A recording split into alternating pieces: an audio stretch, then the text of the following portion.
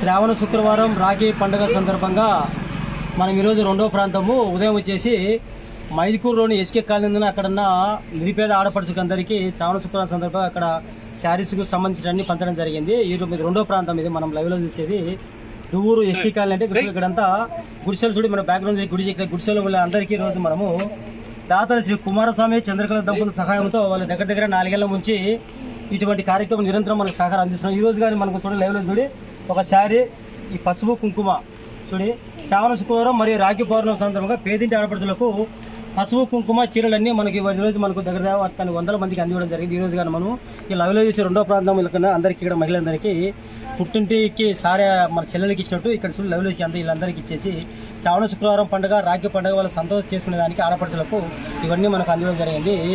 దాతలు కుమారస్వామి చంద్రకళ దంపతులకు జగన్మాత వరలక్ష్మి మా ఆశీస్సుల కుటుంబం ఉండాలని ఈ ఆడపడుచుల ఆశీస్సులని వాళ్ళకు ఉండి నిరంతరం ఇటువంటి కార్యక్రమం ఎన్నో చేయాలని కోరుకుంటున్నా. థ్యాంక్ యూ స్వామి కుమారస్వామి, మీరు నిరంతరము చల్లగా ఉంటూ ఇటువంటి పేదవాళ్ళకి ఎన్నో కార్యక్రమాలు కోరుకుంటున్నాను. ఆ తల్లి జగన్మాత ఆశీస్సులు మీకు ఉండాలని కోరుకుంటున్నాను. Thank you. జై హింద్, జై భారత్.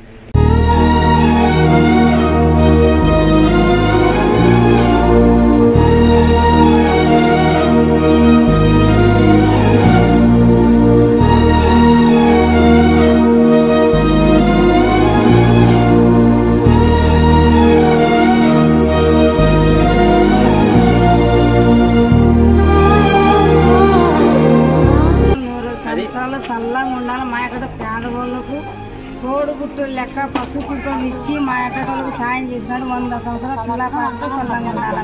కుమారస్వామి రాఖీ పండుగ శుభ సందర్భాన మాకు ఈరోజు లక్ష్మీదేవి శారీ ఇచ్చినారు.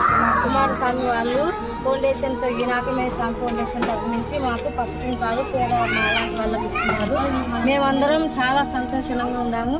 మాలాంటి వాళ్ళకు ఎంతమందికో ఇలా ఇస్తున్నారు కాబట్టి వాళ్ళు చాలా సంతోషంగా ఉండాలా. థ్యాంక్ యూ కుమారస్వామి, మీరు చాలా సంతోషంగా ఉండాలి.